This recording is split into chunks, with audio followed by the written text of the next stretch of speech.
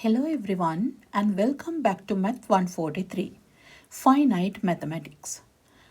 Today we begin chapter 4, where we will study one of the most famous algorithms in mathematics, the simplex method. So up to this point, we have solved linear programming problems using graphs, the graphical methods. We graphed the constraints, identified the feasible region, found the corner points, and evaluated the objective function at those corner points. That worked perfectly for problems involving only two variables. But today I would like to ask you a question. Suppose a company manufactures 3 products instead of 2. Can we still draw the feasible region on a sheet of paper? Not really. A 3-variable problem requires 3-dimensional geometry, right? And if we have 4 or 5 variables, the graphing becomes impossible. So mathematicians needed a better method. That method is called the simplex method. Instead of drawing graph, the simplex method moves from one corner point to another using algebra until it reaches the optimal solution. Today's lecture introduces the idea behind this method. Okay, so let's go through the learning objective. By the end of today's lecture, you should be able to explain why we use the simplex method, rewrite a problem in standard maximization form, introduce slack variables, construct the initial simplex tabulo, identify basic and non-basic variables, also determine the pivot element and perform the simplex iterations. Okay, let's recall the chapter 3. Recall chapter 3.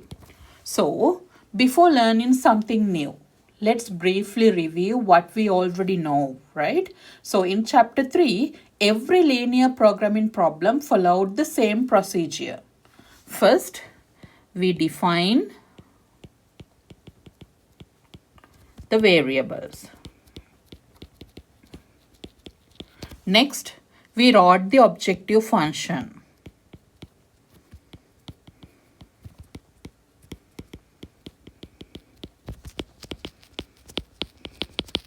Then we wrote the constraints.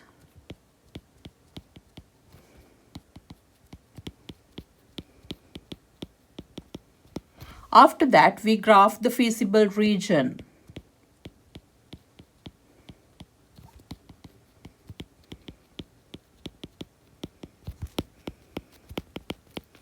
Finally, we evaluated the objective function at every corner point.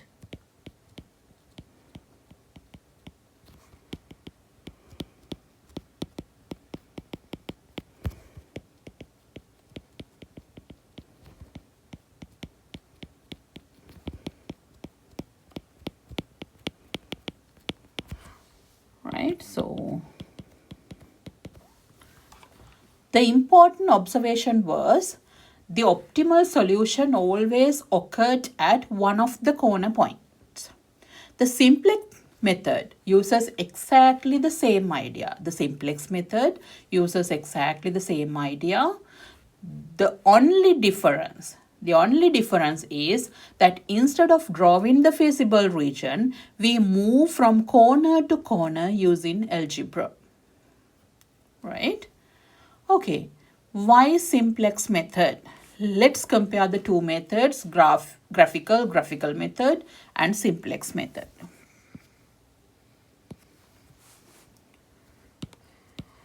Why the simplex method?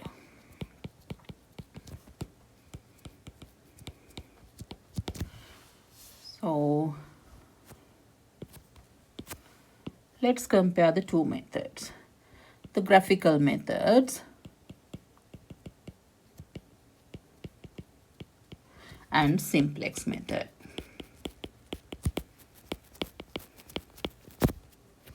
So for the graphical method, the system has two variables. So for the simplex method, two or more variables. We can deal with the two or more variables. And for the graphical method requires graphs.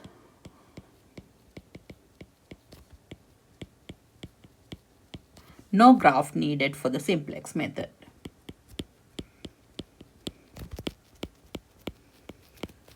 And for the graphical method, check every corner point.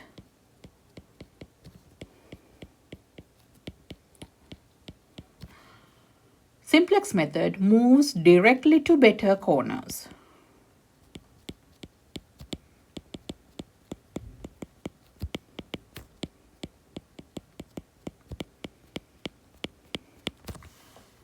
So, difficult for large problems, the graphical method.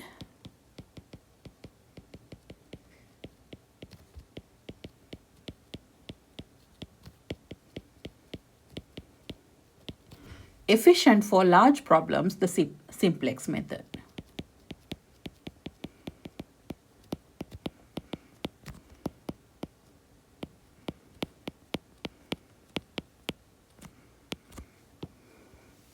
So the graphical method is excellent for understanding the idea of linear programming. The simplex method is designed for solving real-world problems involving many variables. Okay, next, let's move towards the standard maximization problem. The standard maximization problem. The simplex method works best for standard maximization problem. That means the simplex method requires every problem to be written in standard maximization form. There are three conditions. The objective function must be maximization problem. The objective function must be a maximization problem. For an example, we know the objective functions. Let's say p equals 2x plus 3y. So this objective function must be a maximization problem.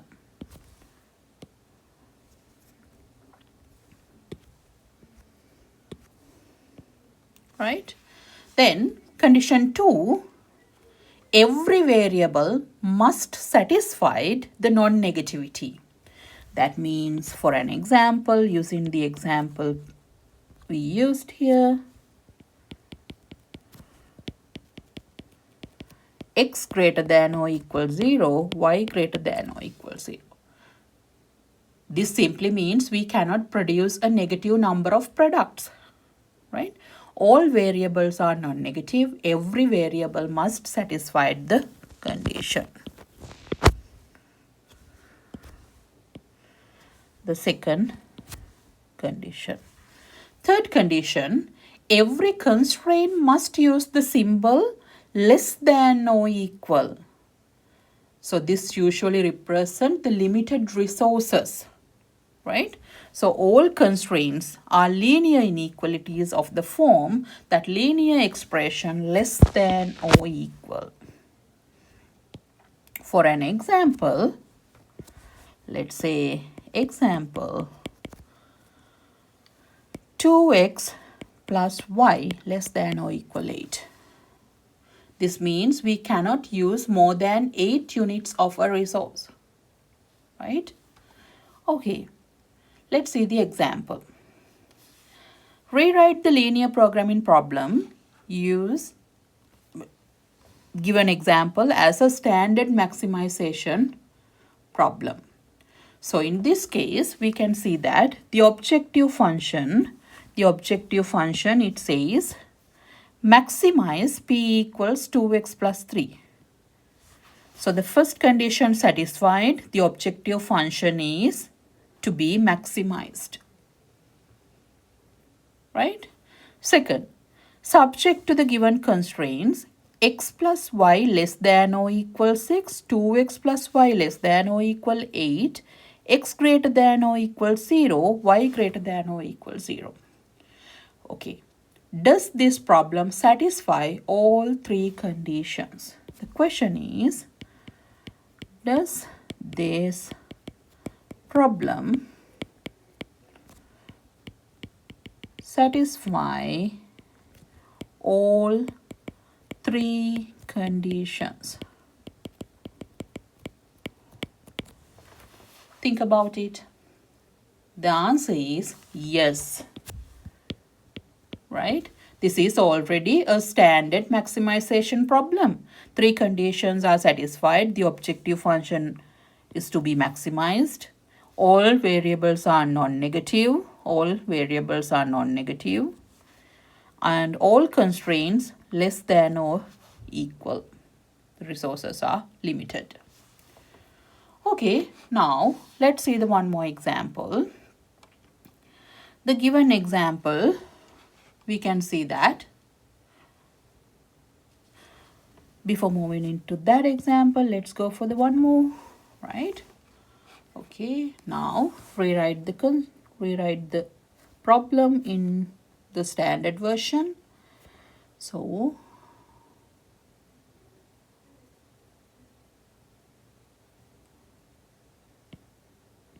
rewrite a constraint. Okay, let's see, we have a constraint negative x minus 3y greater than or equal negative 10. So this constraint is not written correctly, right? So this constraint is not written correctly.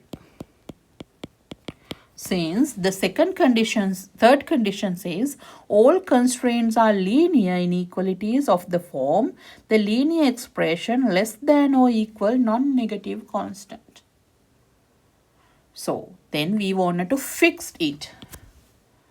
To fix it, multiply every term by negative 1.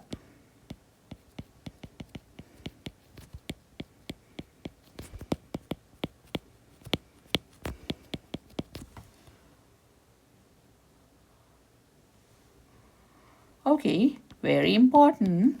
So, but remember one very important rule here. Whenever we multiply an inequality by negative number, the inequality sign changes what? The changes direction. So, whenever we multiply an inequality by a negative number,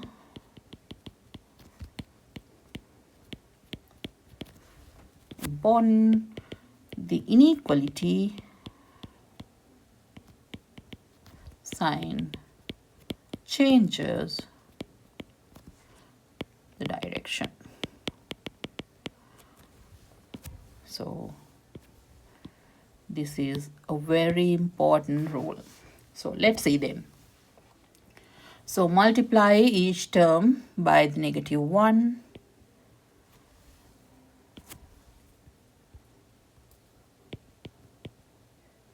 Negative 1 times negative x negative 3y less than or equal, because the direction of the sign changes when multiply by the negative number. Negative 1 times negative 10. What happened then? X plus 3y less than or equal 10. So this is now in standard form. So why did the inequality change the sign? Because we multiplied by a negative number. Okay, let's see the example given here. Rewrite the linear programming problem as a standard maximization problem. The first condition, the objective function must be maximized. So the objective function is to be maximized here. So you can say that maximize the objective function, right? The first condition satisfied. Then second, all variables are non-negative.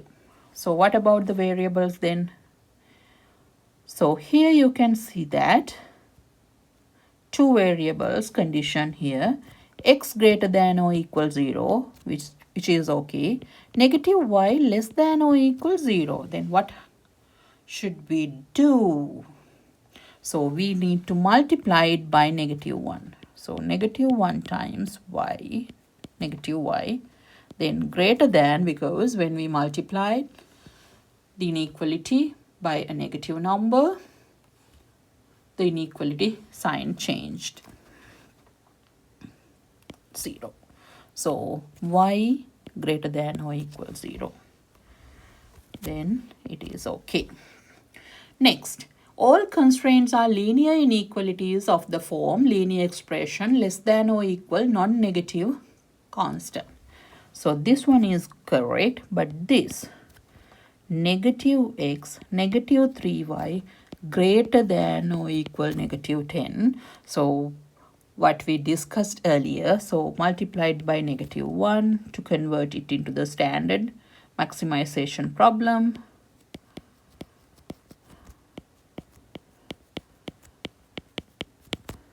So then we have x plus 3y less than or equal 10. So in total, the full maximization problem, I am going to write it down here.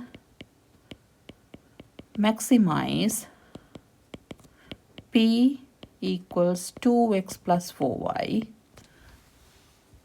subject to the constraints x plus 4y less than or equal 12, x plus 3y less than or equal 10, x greater than 0, y greater than 0. Right? Okay. Next, let's go for the slack variable. So now I am going to introduce one of the most important ideas in the simplex tabulo, the slack variable. Let's see the slack variables.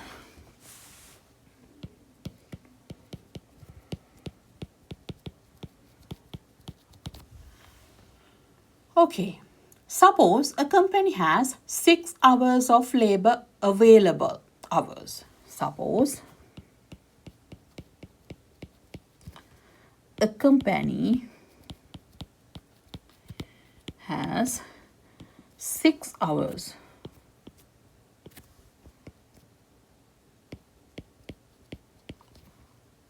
of labor available.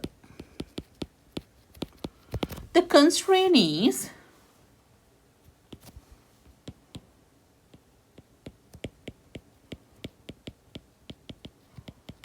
(2x plus 3y less than or equal 6).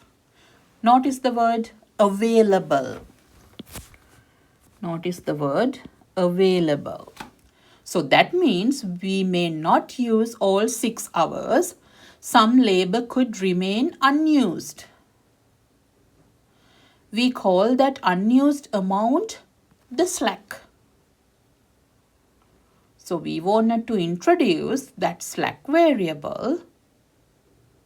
We call that unused amount as the slack. So then we wanted to introduce the slack variable to represent that unused amount. Right? So that means simply we can convert this inequality into the equation by adding some small amount, that unused amount. Let's say 2x plus 3y plus s equals 6. The new variable s represents unused labor. If s equals 0, we used every available hours. right? If S equals 2, then 2 hours remain unused. Okay, let's say in words,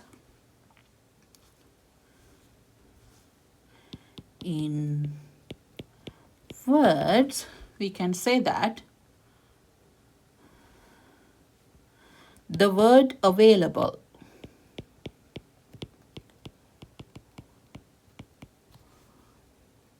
means we may not use all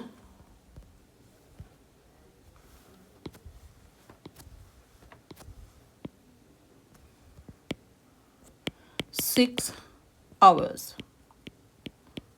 Some labor could remain unused.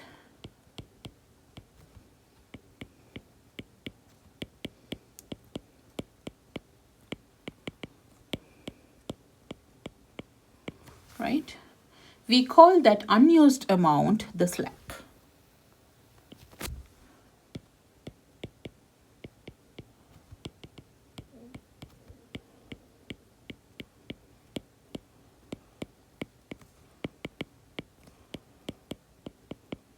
The slack, right?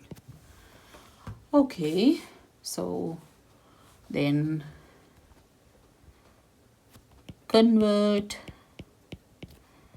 inequality into the equation by adding that slack variable S, right? So 2x plus 3y plus S equals 6. So the new variable is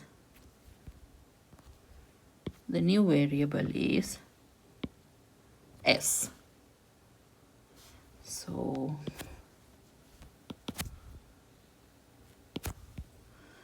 the new variable S represents unused labor for the given example.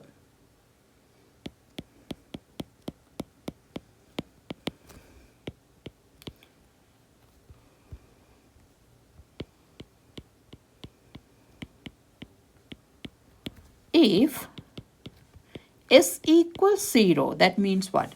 We used every available labor hours.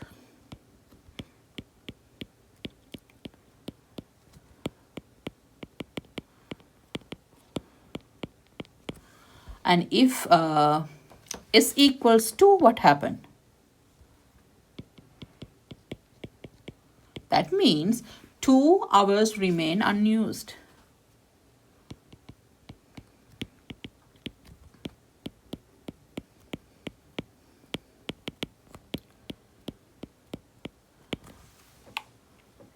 Right? I hope now you know how to introduce the slack variable. Simply we can say that we wanted to introduce some outside variables, that is called slack variables, which converts our constraints into the constraints, that inequalities, into the equation. But the practical example is here, so that means the word available, but within the production, within the real world, we are not going to use all the available hours or all the available units. Therefore, we have some unused amount. That unused amount is called the slack variable, right? Simply we can say that we can add slack variable to convert our inequalities into the equations. So let's see the example. So let's continue our previous example. Continuing.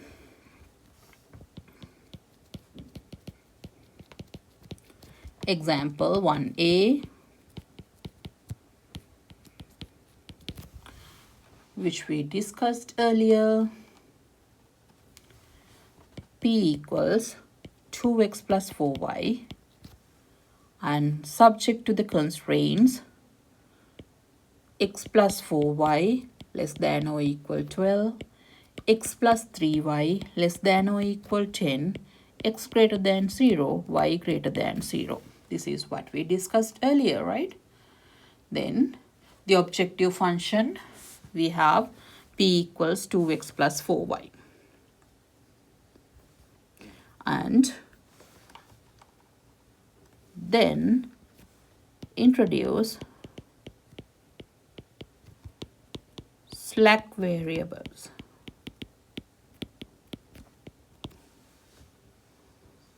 So the slack variables are x plus 4y plus s1 equals 12, because there are two constraints. Therefore, I used s1 as the first slack variable to convert the first inequality into the equation. Second, x plus 3y plus s2, the second slack variable, to convert the second equation into the second inequality into the equation. So, well, s1 and s2 are slack variables. Slack variables. Right? Okay. Then I will give you one more example for the extra practice. Okay, convert 3x plus 2y less than or equal 18 into an equation. Pause the video and try it by yourself.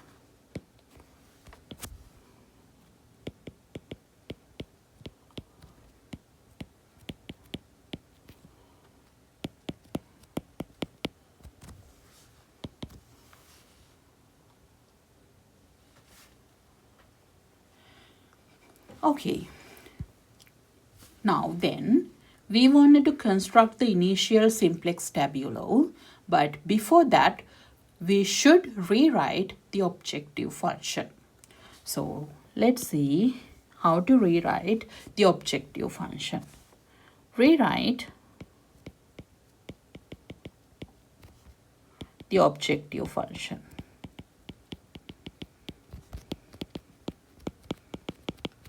So instead of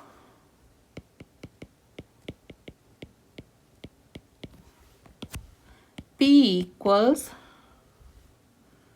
2x plus 4y, p equals 2x plus 4y, move everything to the left.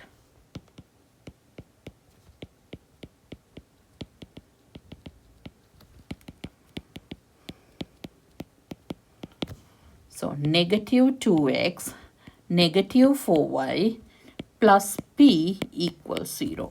So why we move everything to the left? Because we wanted to take positive p, right? So we do this so that the objective function looks similar to the constraint equations. So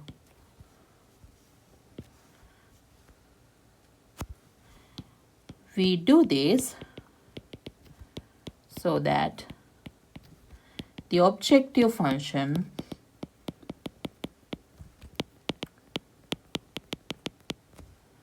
looks similar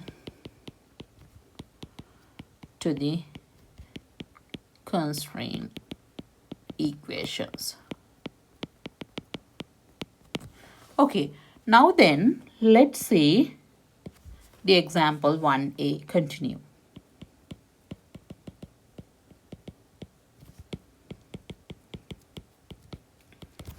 Right? So we have the maximization problem.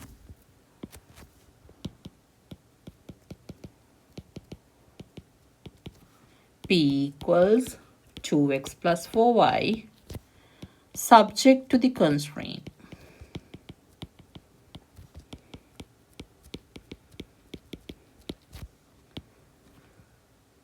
x plus 4y less than or equal 12,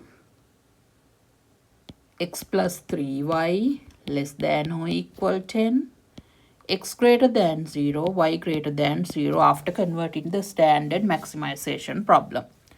Then we introduce the slack variables by converting this into x plus 4y plus s1 equals 12, x plus 3y plus s2 equals 12.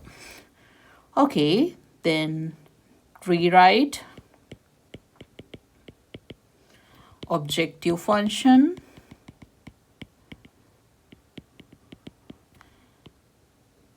negative 2x negative 4y plus b equals 0 subject to the constraints x plus 4y plus s1 equals 12, x plus 3y plus s2 equals 10, x greater than 0, y greater than 0. Right? Then let's construct the initial simplex tabulo.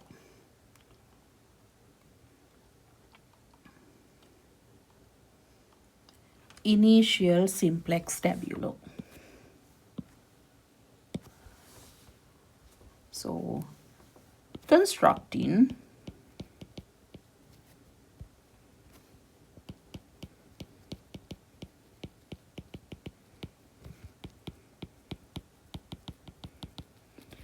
initial simplex tabulo. Right? So now we are ready to organize everything into a simplex tabulo. Work through each row slowly and explain every column and decision variable, slack variable, objective variable, constant column. Right? So we know how to walk through the each row slowly, and we can explain every column, we can explain every decision variable, we can explain every slack variable, we can explain objective variable and construct the column. Let's see. So let's walk through all rows, columns, constants, variables slowly, and slack variables. Okay, for the initial simplex tabulo, we have variables. Let's see what are the variables here. We have variable x, variable y, variable p, variable s1, s2. There are 5 unknown variables. Also we have constant terms, right? Also we have constant terms. So therefore, within the initial simplex tabulo, we have unknown variables x, y, s1, s2, p, right? And afterward constant, right? Please make sure to draw a vertical line between p and constant. Always the constant the right side of the tabulo and the left side start from the p and beyond that, right? Okay.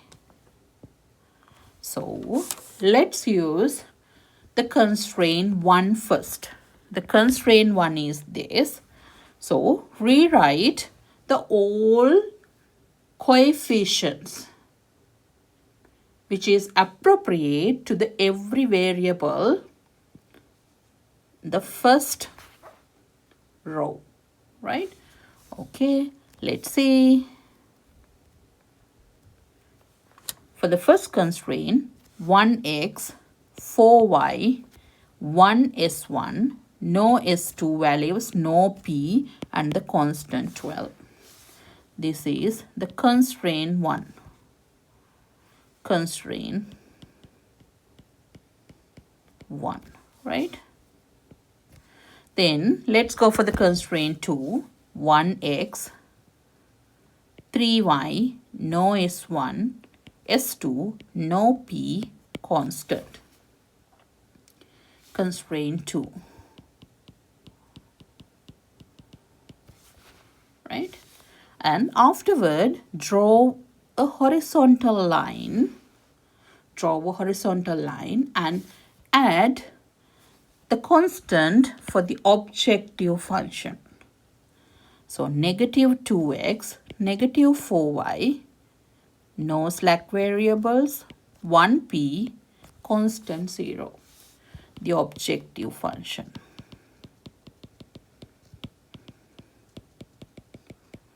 Right? So this is how we can construct the initial simplex tabulo. First, consider the variables, unknown variables. There are 5 unknown variables, x, y, s1, s2, p and constant terms. So then write down it as a matrix. We can fill the blanks with the corresponding coefficient. Consider the constraints first, afterward draw a horizontal line and write down the objective function, right? Okay, after constructing the initial simplex tabulo, we wanted to identify the basic and non-basic variables. But before that, let's go for the practice example to write down the initial simplex tabulo, right? Okay, let's go for the example.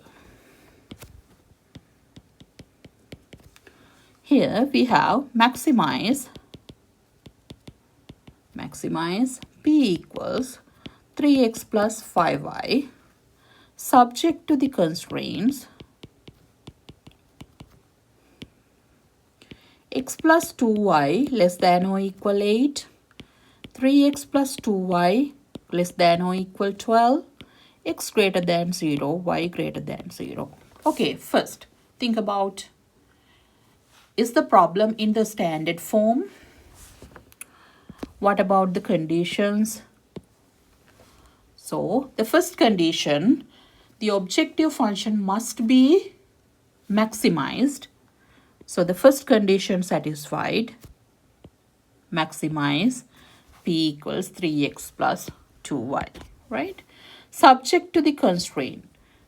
Given constraints are less than or equal, the third condition also satisfied, both are less than or equal. And non-negative variables. All three conditions are satisfied. Therefore, first,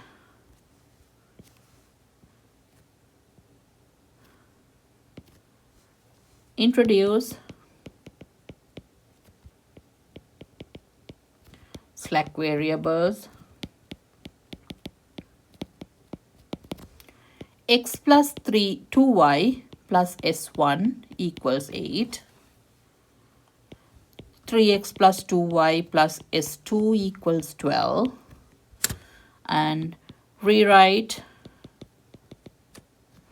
the objective function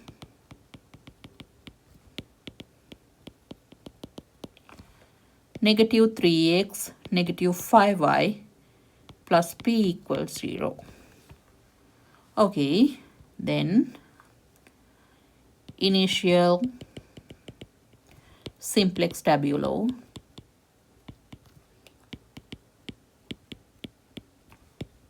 So we have unknown variables x, y, s1, s2, p, and constant here.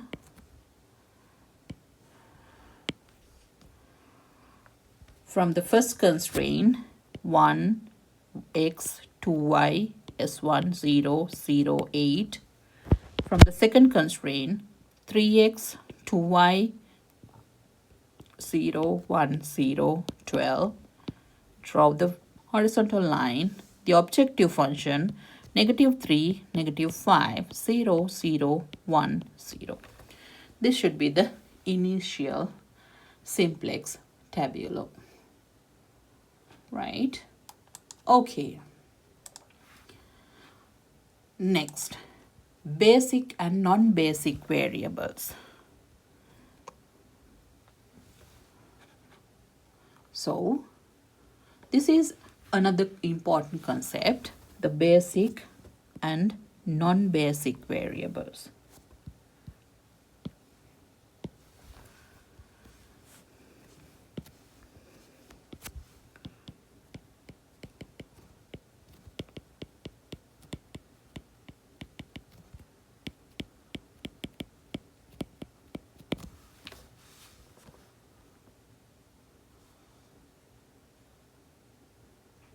So, a basic variable,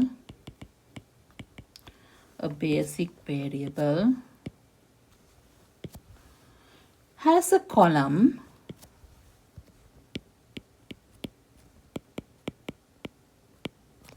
that looks like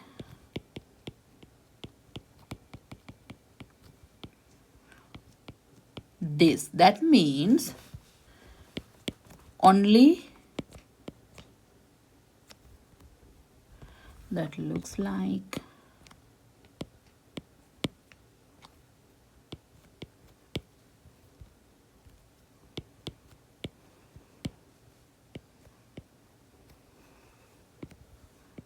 a unit column, right? I hope you remember that unit column. We call this unit column the variables of the basic, the values of the basic variables come directly from the constant column. So here you can see that the unit columns,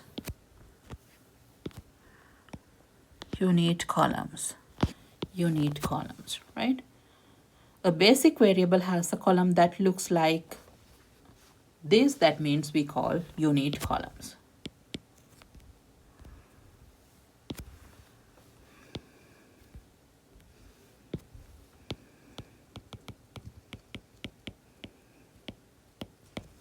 Right? So every other variable is called a non-basic variable. Every other variable is called a non-basic variable.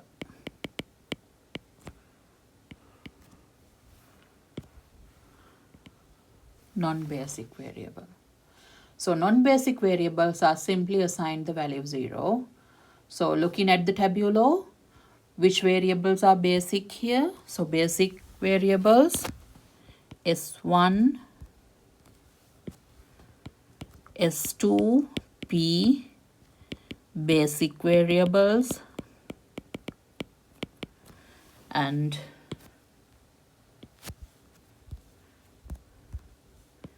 X and Y, non-basic variables. Simply we call the unit columns are basic variable columns. Others are non-basic variables. Okay, let's see one more example here. Identify the basic and the non-basic variables and their values from the following simplex tabulo. So the basic variables are unit columns, X, Y, X, U and P basic variables,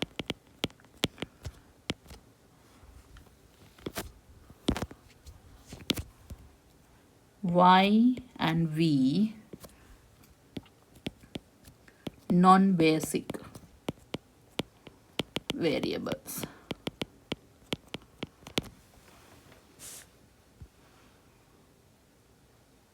Right? Okay.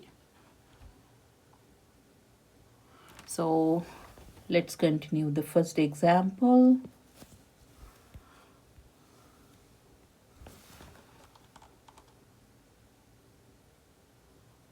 the first example we discussed here.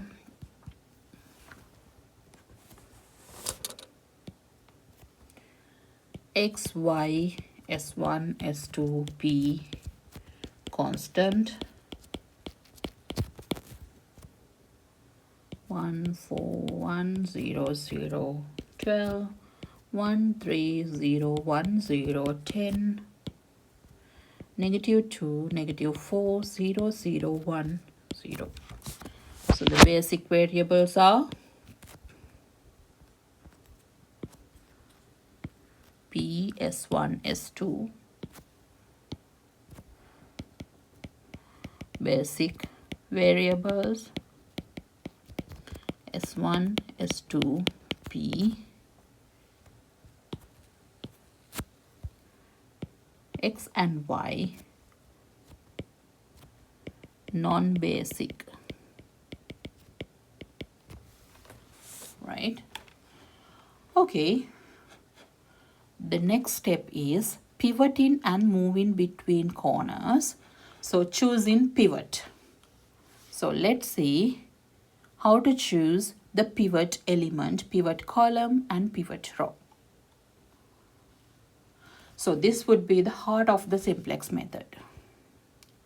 So at every iteration, we must choose one pivot. There are 3 steps. The step 1, find the pivot column. Look across the bottom row, choose the most negative coefficient. So why? This variable has the greatest potential to improve the objective function. That's why we choose the most negative coefficient, right?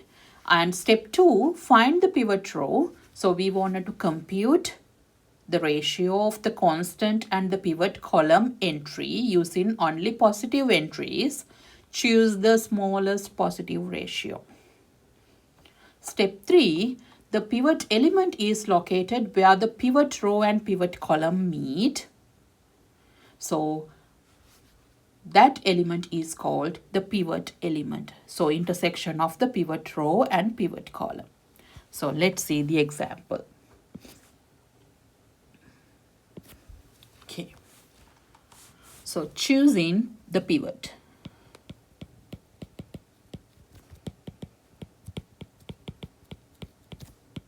Right? So very important, the heart of the simplex method.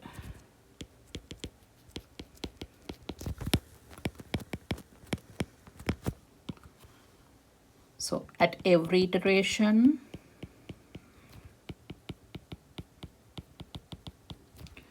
we must choose one pivot. So the 3 steps procedure. Step 1, find the pivot column. First one, find the pivot column. To find the pivot column,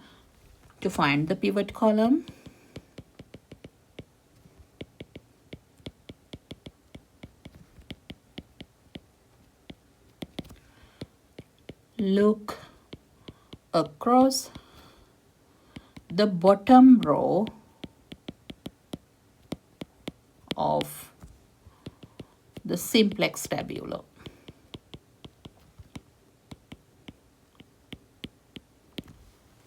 Choose the most negative coefficient.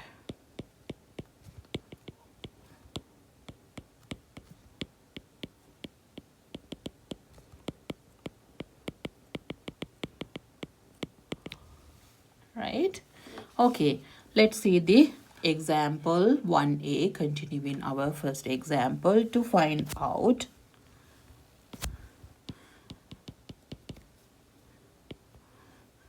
X, Y, S1, S2, P and constant.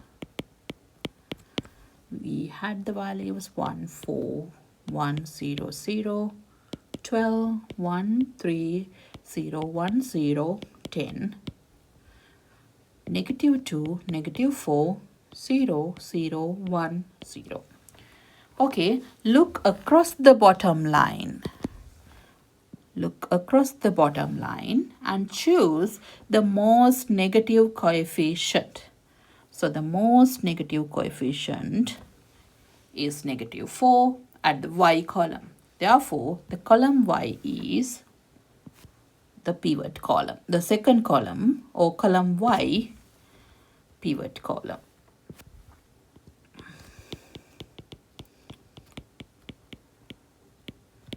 Pivot column, y column. Right? Okay. Then step 2, find the pivot row.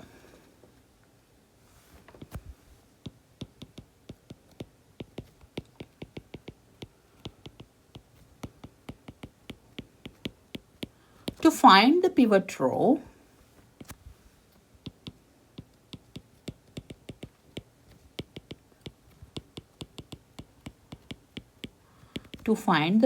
row, compute the ratio of constant column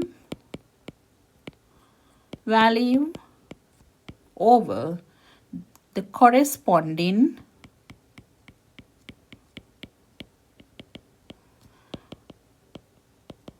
pivot column entry.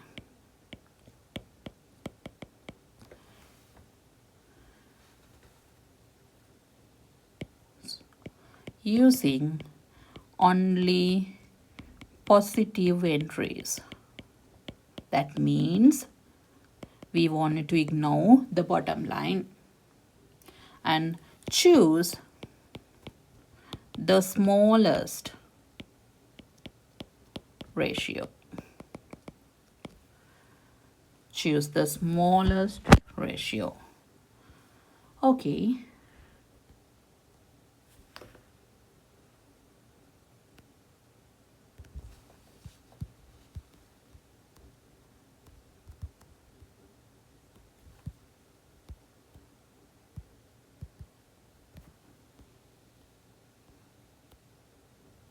Let's continue the first example again.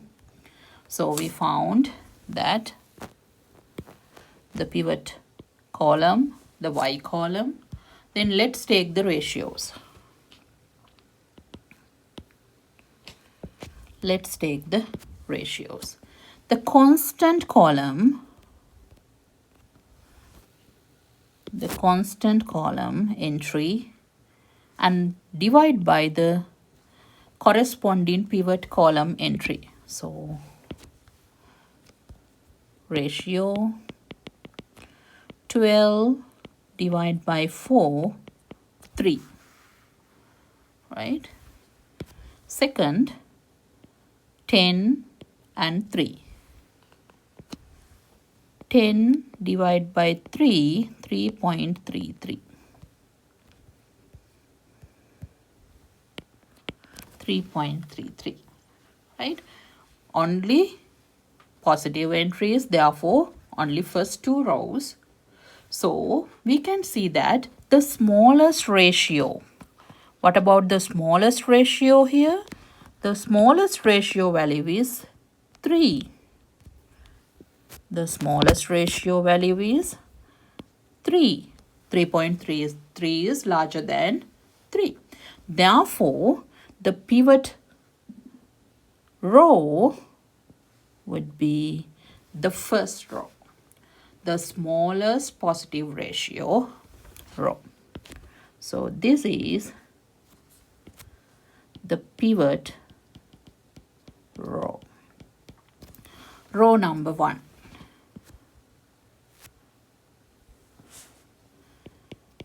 Pivot row, row 1. Right? Then so let's say pivot row number 1. Step 3,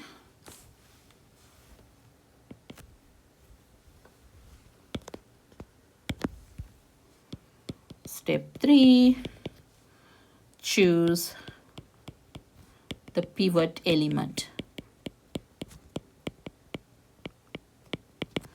The pivot element is located where the pivot row and pivot column meet. The pivot element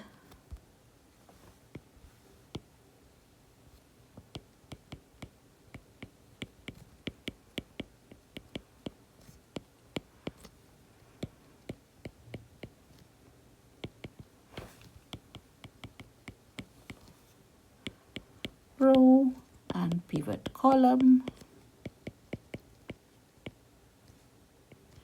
meet. So where the pivot column and pivot element meet in our example, the first row, second entry. So the pivot element here, you can see the pivot element is 4 for the given example. Pivot element, right?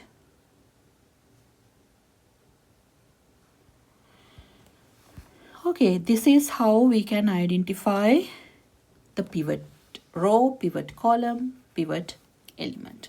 Let's see one more example.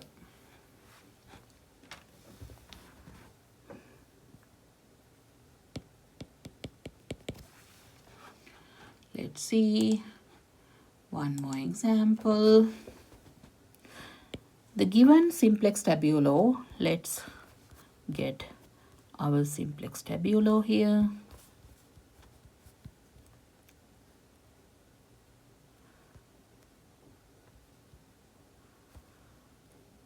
This one, right?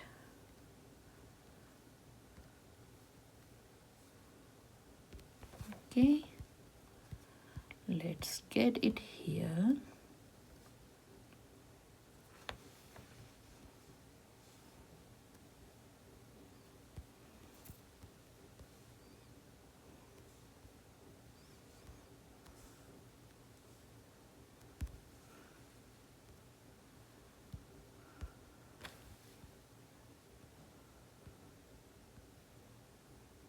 Okay.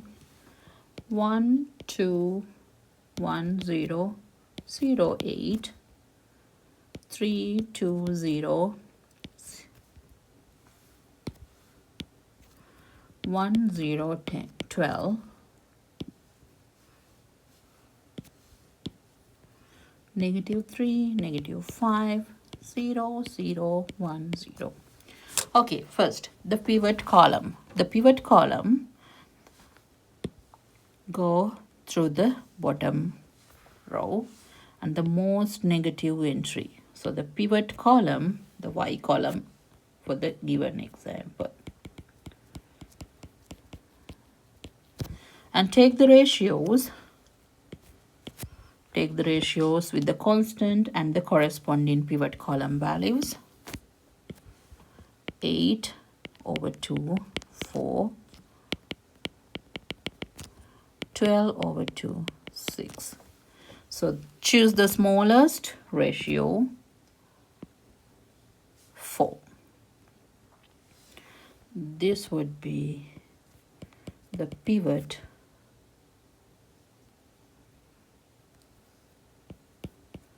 row.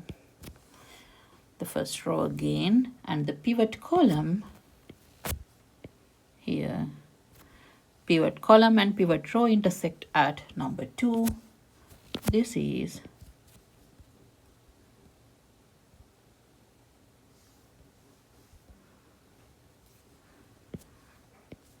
the pivot entry.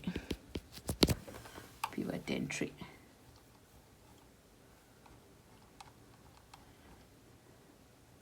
Okay.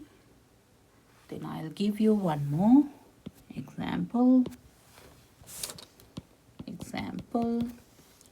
So let's say we have x, y, s1, s2, p constant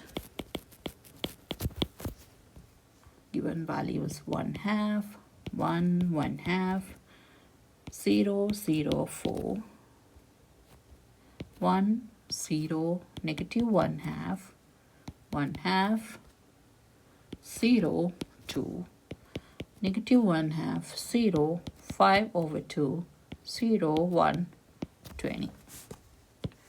Okay, then what about the pivot column? The most negative value is negative 1/2. The pivot column, the first column, and take the ratios.